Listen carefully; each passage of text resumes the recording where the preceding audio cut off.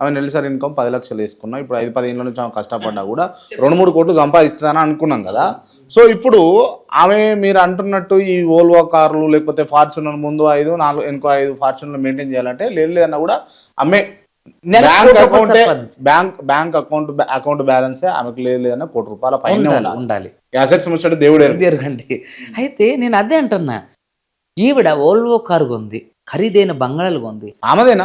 ఆమెనండి. అంటే ఆమె పేరు మీద రిజిస్టర్ అంటే ఆవిడ వేసుకొచ్చినప్పుడు ఆవిడ పేరు మీద రిజిస్టర్. ఇప్పుడు ఒకసారి అంటే కాసుబ్ గారు, ఇప్పుడు నేను కూడా మీకున్న కారు తీసుకొని పోతాను, నాది కాదు కదా. నేను అదే చెప్పబోయా. ఇప్పుడు నేనున్నానండి క్రాంతి గారు, ఒక రోజు అంటే నేను పలానా బయటకు వెళ్ళాలండి, మీరు కొంచెం కారు ఇవ్వండి అంటే ఇస్తారు, లేదా ఒక వారం రోజులు ఇస్తారు.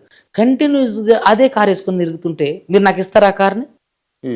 మరి కంటిన్యూస్గా అదే కారు మన బంధం బలంగా ఉంటే ఇస్తాం కదా, ఇయ్యలేము అట్లా కూడా. రోజు ఇస్తారా? అంటే మీ పనులన్నీ మానేసుకొని ఇక రోజు ఇచ్చేస్తారు. ఇప్పుడు నా దగ్గర 10 కార్లు ఉన్నాయి అనుకోండి, 10 కార్లు ఉంటే ఇస్తారు.